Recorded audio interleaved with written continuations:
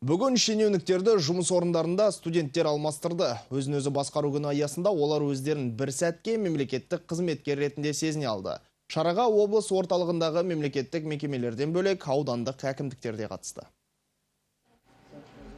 Бұл шара жастар жылы аясында өңірімізде сыбайлас жемқорлыққа қарсы департамент бастамасымен алғаш рет өткізілуде. Басты мақсат студенттерді мемлекеттік қызметтің тыныс-тіршілігімен таныстыру. Өзін-өзі басқару күніне аталмыш департаментпен қатар білім беру, денсаулық сақтау басқармалары, емдеу мекемелері, аудан әкімдіктері қосылды. Студенттер барлық жұмыстарды мекеме қызметкерлерімен жүргізді.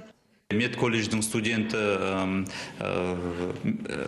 емхананың меңгерушісі орнына отырса, және де екінші студент, мысалы, денсаулық сақтау басқармасының басшысының орнына отырып, енді олар жандарында көмектеседі, бірақ та күні бойы олар, мысалы, кез келген мәселелер бойынша студенттер бұл сұрақтарды шешіп, олардың көмектесуі бойынша белгілі бір өз бойларында басшылық, басшы болып өзіндерін таныта алады. 7-ші курс интернатурасының студенті Марал Габдулина болашақта жалпы тәжірибедегі дәрігер болуды жоспарлауда. Аталмыш шара аясында тәжірибе жинауға мүмкіндік алдым дейді. Бүгін ол емхана басшысының орнына отырды.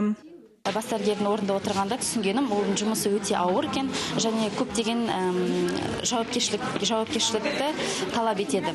Және де науқас адамдарға да көптеген жауапкершілік мол болып келеді. Ұйымдастырушылар мұндай шараларды алдағы уақытта да өткізуді жоспарлап отыр. Арнагүл Исабекова, Максим Носков, Ирбис телекомпаниясы.